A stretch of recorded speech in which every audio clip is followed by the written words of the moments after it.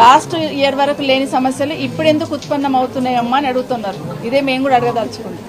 ఎందుకంటే ఈరోజు ఇక్కడ పిల్లలందరినీ అడుగుతూ ఉంటే వాళ్ళు చెప్తున్న మాటలు వింటుంటే ఫుడ్ బాగాలేదని, అన్నంలో బియ్యం వస్తాయని, పప్పులో రాళ్ళు వస్తాయని, అడిగితే గట్టిగా అడిగితే కొట్టేస్తున్నారని, ఇవన్నీ వాళ్ళు చెప్తున్న సందర్భంలో అన్నిటికన్నా ముఖ్యంగా తల్లిదండ్రులను కూడా కామెంట్ చేస్తుండని మాట్లాడుతూ ఆ పిల్లలు ఏడుస్తుంటే నిజంగా చాలా బాధ అనిపించింది.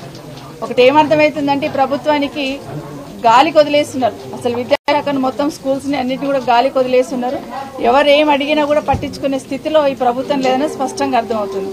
ముఖ్యమంత్రి గారు రేవంత్ రెడ్డి గారు మాట్లాడుతున్నప్పుడు ప్రతిసారి చెప్తుంటారు కేసీఆర్ గారు నిశాన చేర్పేస్తున్నారు. గురుకులము అనగానే కేసీఆర్ గారు నిశాన కనిపిస్తున్నట్టుంది.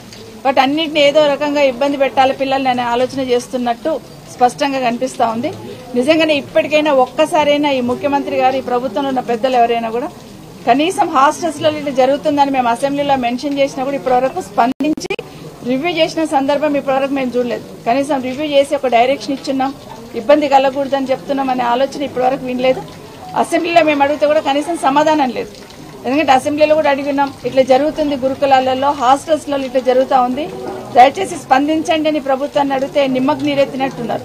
పిల్లలే పసికూనలు అన్యం పుణ్యం తెలియని వాళ్ళు రోడ్డు మీదకి వచ్చారంటే ఎంత బాధ ఉంటే వాళ్ళు రోడ్డు మీదకి వచ్చి ఉంటారు. దయచేసి అర్థం చేసుకోమని కోరుతా ఉన్నాను.